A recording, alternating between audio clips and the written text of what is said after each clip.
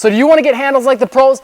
There's something you have to become first before you can ever even think about getting handles like the pros. And it's becoming a certain type of person. Now maybe you've noticed before, you've watched like the best pro players and there's sort of a different air about them, right? Or even maybe locally there's someone that just has really good handles and they're really confident in their handles. They can break down the defender anytime they want.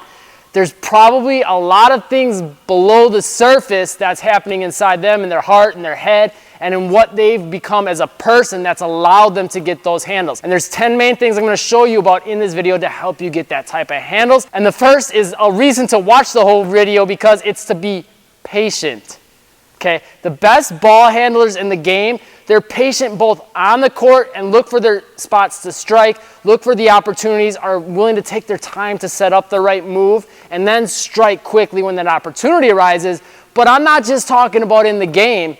You have to be patient about your development. If you want to get handles like the pros, that's not going to happen overnight. Now, you maybe see some of my programs or my videos where I show, how I can help you improve in a certain little thing today, instantly, right? But there's a lot of pieces that go into having handles like the pros. So if you want to get those types of handles, you have to be patient, willing to take the time to develop your game, to bring all these different elements into the mix, the different moves, the different skills, all the things into the mix. If you have that, that's going to allow you to do a lot more. Before we get into the next tip, though, I should probably introduce myself. Coach Jesse Minshew with Get Handles Basketball, where I show you how to play like the pros. If you haven't subscribed to the channel yet, make sure you subscribe and click that bell icon so you can catch the newest videos the second they come out. And if there's anything else in your game that you're looking to improve, I got drills, moves, all kinds of stuff on my channel already. If you haven't, make sure you search my channel. And if I don't have a video on that, leave me a comment and let me know.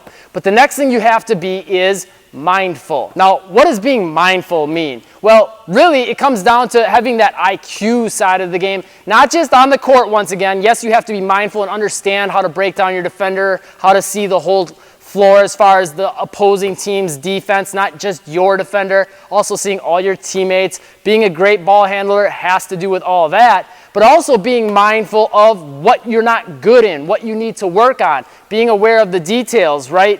When you're going out to your practice, being mindful of how you're executing your move. Being mindful of, okay, where are my weaknesses in my handles? Is it my footwork? Is it my court awareness and vision?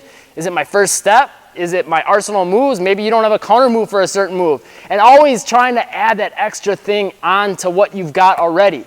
The best pro players don't just get relaxed. I mean, you think Kyrie Irving and Stephen Curry, Chris Paul, Jamal Crawford, you think those guys are like complacent and cool with where they're at? No, man, they're always working, trying to add something new to their game. I'm always trying to do that. I'm always trying to bring you guys new stuff to add to your game on the channel and through my emails that I send out to my email list and my programs, all that, right? I'm always trying to help you expand what you can do. And to be a great player, you have to develop and adapt that kind of a personality, that kind of mindfulness to say, hey, the job's not done. There's things I can work on. And being mindful on the court of saying, hey, maybe I'm getting too much tunnel vision and just looking to beat my man and I'm not seeing the court enough, right? Those little things start to add up. And when you start to bring them all into the mix, the game becomes a lot easier. You start to get a lot better handles and everything in the game, period, feels like a piece of cake. Third big thing, and this is one that I feel like really gets overlooked, consistency. Consistency, again, all this stuff really applies to how you're playing in games, but also having consistency and mainly having consistency with your practice. Too many players want to go out to the gym 1-2 days a week and just really give it hard, or maybe 1 day a month and feel like, I'm going to put in 6 hours today and I'm good to go. I've talked about this on the channel before, so I'm not going to beat a dead horse, but the point is, get in. I'd rather you get in those 10 minutes a day every single day of the week than just putting in 1 hour, one day. Or 6 hours one day. I'd rather you put in the 10 minutes every single day. That consistency pays off. Your muscles, your nervous system, all that starts to adapt to what you're doing much more quickly, much more efficiently, and you'll see much more quick improvements by doing it that way. Plus, that consistency will build what is the next big key, which is to have discipline. Discipline is what makes that consistency happen consistently, but discipline is also what allows you to make sure, again, that mindfulness is paying off, right? Maybe you're aware of something that you need to work on, a certain skill or a certain bad habit you have on a crossover. Maybe you're leaving the ball too loose and the defender has a chance to pick it. Well, discipline is what gets you to not just think about it, but to get on the court and make sure you're paying attention to it, practicing it, putting it into practice in games, right? When that situation happens in the game, maybe where you got the ball stolen last time, the discipline takes that mindfulness and puts it into action and says, okay, this time I'm not going to make that same mistake. I'm going to hold myself accountable and do things the right way.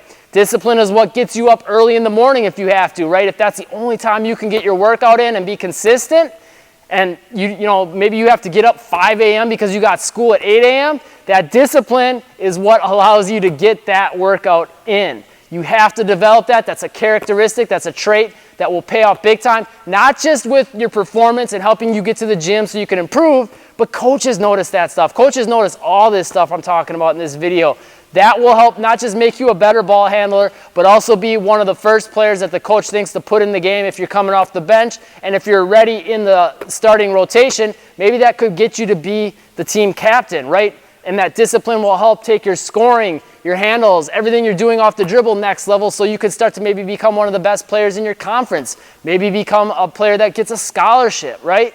Discipline leads to all that. If you watch all the best NBA players, I guarantee you they've got a lot of discipline to get them to where they are now. Next big key is to be focused. Focus is being able to really pinpoint on that one thing that you need to look at.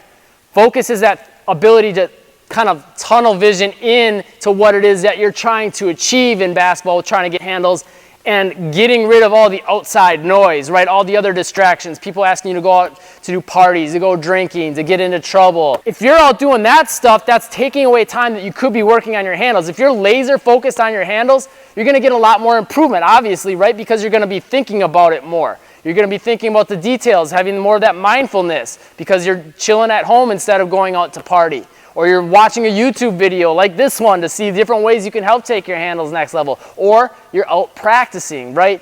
But all that comes from having that laser focus. I remember when I got out of high school and I was, in college age. I didn't go to college right away after high school, but a lot of my friends were, and they wanted to party a lot. That's all they really wanted to do. They wanted to go out and party. I'm like, no, I'm good. I got to get up early for work, And I would tell them that so I could actually stay home and dribble. That's what I would do because I wanted to become the best ball handler I could be.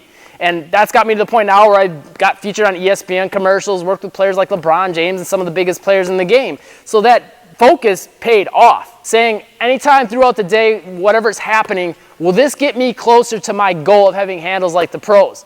And if it's something that's going to take away from that ability, it should be an easy decision to you if you're focused. This next one is not easy for a lot of players. Some players it is, but most players it isn't. And it's the ability to listen and to learn. Now, some players might listen, but they always want to meet everything their coach, or maybe if I tell you something or your parent tells you something, you want to give it some resistance and push back at it and be like, no. Maybe they'll even say that, okay, yeah, but then you won't go out there and do it, right? Because you're listening, but you're not willing to learn. Or some players just don't even want to listen, and that's a big problem, especially if it's, with your coach, because your coach sees that you're not going to be able to get into the game. But just from a handles standpoint of having handles like the pros, man, you better be soaking in some stuff from my channel because that's what I'm here for, is to help you improve your game. So, sometimes I'll get people leaving comments like, just show us the move, stop talking. And I'm just thinking to myself, like, do you really want to get this move down well? Or if I'm showing a drill, do you really want to know what makes this drill tick and what's going to help you get better? Because if you're not willing to listen and learn, yeah, you can go out there and kind of copy the move, but you're probably missing a lot of the key points that make it effective, that are going to make it work in a game. Or you're missing a lot of the key points in the drills that'll help you get the most out of it so you can improve more quickly. That's one of the big things a lot of players need to learn, and they do after time, usually as they get older and more mature. But if you can get that at a young age, you're going to have a huge advantage over everyone else. You're going to have a lot better handles if you're willing to take the time to listen, learn these little details, and understand that, hey, when Coach Jesse or maybe a coach on your team is talking and teaching you something, they're not just talking to hear themselves talk, right? Or I'm not just talking to hear myself talk. I'm here to help you learn. I wouldn't be putting out these videos otherwise. There's really not much other point to them other than to help you get better. So when I'm showing you stuff to help you improve, take the time to listen, soak in the details, hang on every word and say, okay, why did he say this? Why does this matter? How can I put this into my game? I'm going to pay attention to that. That's the difference between players that get great results out of their training and players that just get so-so results out of their training. Next one is one that kind of ties in with some of the things we talked about before, but it's to be detail-oriented. Thinking about with your practice, okay, How can I maybe get an extra 10 minutes in today? What could I do to get an extra 10 minutes? Or how could I get a little bit more repetitions in, right? Maybe you're doing a drill where you're losing the basketball a lot. And one of the things I tell you guys sometimes in my videos is if you're doing a drill and you're going to always lose the basketball to the right side, have a wall next to you, so if you lose the basketball, it bounces off the wall, comes right back to you, and you get another rep in. I'd rather you get those reps in than be chasing the basketball down on practice, right? Things like that. But also details as far as the little things that I talk about in my videos. Like I said, kind of ties in with the last point, right? Maybe I say you should position your foot a certain way or lean your hips and your chest into a fake to make it more effective. Those details and looking at them and making sure you're putting them into practice and every repetition saying, okay, did I do it? Did I do it? Did I do it? Until it becomes habit. Now you can add another detail. Okay, so I'm starting to lean my hips and my chest in. Now maybe I need to snap the ball across quicker on that crossover. And you can focus on that detail over and over and over until it becomes habit. And then next thing you'll know, you have a crossover that went from just being okay to becoming phenomenal, being able to break ankles, get past any defender you want, because you took the time to look at each of those details and stack one more thing on it. Guarantee you, once again, Kyrie Irving got one of the best crossovers in the game, got some of the best moves in the game, right? But I'll guarantee you, he still looks for little ways to take all those moves next level. How can I dribble it faster? How can I make that change of direction quicker? How can I sell that fake a little bit better? Or how can I do it while I can still see the whole court?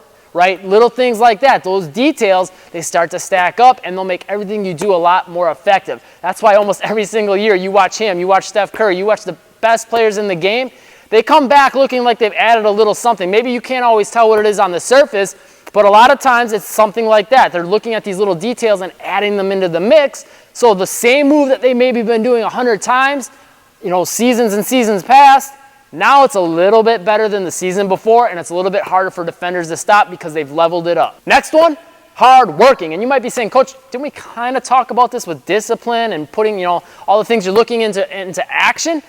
Yes, but no. What I'm talking about when I'm saying hard working is taking that to that next level. So we said, I said before I would rather have you take 10 minutes a day, put that in 7 days a week than put in 1 hour or 2 hours or 5 hours in one day. But over that player that puts in 10 minutes a day, 7 days a week, I'm going to take the player that put in an hour a day, 7 days a week, all day long, right? He's obviously getting more repetitions in. He's going to get more improvement. His handles are going to be way crazier because there's a lot more time that he can, number one, master something, and then boom, once he's mastered it much more quickly than the other player, he's got all that extra, the player that put 10 minutes in, he's got another 50 minutes to work on another move or another 5 moves. You can take that one move and work on all these different details like we talked about in the last tip, right? So I'd much rather have a player that's really hard working and is going to put in an hour every day, 2 hours every day, maybe even up to 3. Depends on what you're working on. If you're trying to work on speed, I do tell players a lot you need a little bit more rest to work on that. But if it's something where you're trying to develop skills and just need to get the repetition in, I'm going to take the player that's putting in reps on reps on reps for an hour, 2 hours all day long. Hard working, there's really no way around that. You've probably heard the stories of Kobe Bryant, getting to the gym at 3 a.m. or going there at midnight and staying till 3 a.m. or there being another player there before the game 3 hours and they would both be getting shots up. I forgot who it was, but Kobe said he stayed an hour after him because he didn't want him to get outworked. He didn't want the other guy to see him getting outworked. So Kobe stayed longer, right? Because he's hardworking. And well, look where that ended up for Kobe Bryant, right? One of the best players to play the game ever. Same thing with Michael Jordan. You always hear about his insane work ethic. Steph Curry, same thing. Kyrie Irving, same thing. The best players in the NBA, LeBron James, Kevin Durant, I guarantee you they're all putting in work in the offseason. The hardest working players typically are going to rise to the top. Last two are probably two of the most important, and the very last one you're probably not going to see coming. But before we get into that, you have to have all these other 9 keys in place. And this 9th key is persevering. That's just the flat-out ability to say, hey, I had an off game. I'm not going to quit, or I'm not going to just skip practice tomorrow, right? Or I'm not going to take a month off and just mope around, right? You got to still get back to the gym, get more practice in, right? But not just with a bad game or a bad practice. I've seen players, when I train with them, they get kind of down, like they can't get a certain move down, and they get frustrated. That's completely understandable. It's okay to get frustrated from time to time, especially when you're developing new skills and really pushing yourself to expand your skill set. That's going to happen when you're trying to work on different crossovers, different combos, things like that, different footwork with your moves. That's going to happen because your body's not used to it. That's a sign that you're doing something that's making you uncomfortable, and that's a good thing. So you should try to get comfortable being uncomfortable, but then being willing to persevere through that with the individual moves, drills that are giving you a hard time, and saying, okay, this is frustrating me and I can't get it down. I'm going to put a couple more reps in though till I at least get 2 or 3 down, right? And then tomorrow I'm going to come back and I'm going to try to get like 5 reps, perfect reps in a row. And then tomorrow I'm going to come back and get 30 perfect reps in a row, right? Over and over and over until, boom, becomes habit. And then you go to the next thing, something that makes you uncomfortable, something that's difficult, something that maybe makes you a little bit mad and a little bit frustrated, maybe even you get down on yourself a little bit. But I can guarantee you, once you've conquered that thing that's giving you a hard time, that's going to give you a boost of confidence that you can't get from anything else. Knowing that you put in the time, knowing that you finally got down that thing that gave you such grief, such frustration, such pain, and then boom, you got it, and you'll be like, yeah, I mastered that, right? So when you get on the court now next game, not only do you have that move in your bag of tricks, and you know, like, you have a good feeling about it, like, yeah, I can do this move I couldn't do before, but on top of that, it's going to just give you a confidence to know that if you can conquer that, you can conquer any defender in front of you. And that brings us to the last thing. All these things are about being structured, detailed, putting in the time, right? You do all that, so then you could finally become number 10, free. And what I mean by that is once you start to develop a certain level of skills and abilities, that doesn't mean you ditch the other 9 tips in your practice, but you can start to add a little bit more freedom to come up with some different things that you want to work on your own. Or you can be a little bit more free with the way you execute on the court because you've mastered the fundamentals, you've mastered the details, you've mastered the individual skills that go into your moves and different ways of executing your moves, the details of them. So it starts to become habit. It becomes a part of your body, part of your nervous system, part of your mind, part of your heart, part of your soul, and becomes a lot more reactional on the court now. When you get that level of skill, you can go into the game saying, okay, I can be a little bit more free. I can kind of break some of the quote-unquote rules or the guidelines that, maybe even I teach you as far as, when to, do a crossover move or how to place the basketball or having a high ball on hand time, right? You can start to know those situations and be a little bit more free with them. But again, that doesn't mean just go and ditch all the stuff that we've talked about before. You still have to put that in place. That freedom, though, can start to come out from time to time in game situations from that discipline being developed. And you'll know what those situations are, the times that it makes more sense, and you'll learn from your experiences when you can be free with what you're doing with the basketball and your moves to get those handles like the pros. So hopefully you found this video helpful. If you did and you really want some more ways to take your handles next level fast, I've got a unique workout for you. Just click the top link in the description down below. Pop in your email. I'll send it to you instantly for free. It's worth thousands of players. I'm sure it'll help you too. It's kind of a weird, different type of workout called the Game Time Play Primer. It kind of combines a sort of unique types of warm-up exercises with some actually ball handling drills to help develop your handles in some of these detailed ways that you probably have never worked on before. So just click that link, pop in your email, I'll send it to you instantly for free. I'm sure to help you. It's helped thousands of players. And again, it is free. And if you found this video helpful, do me a solid, hit that like button and check out this video and this playlist. You're gonna dig those as well. Thanks for watching. Stay tuned for more and make moves today.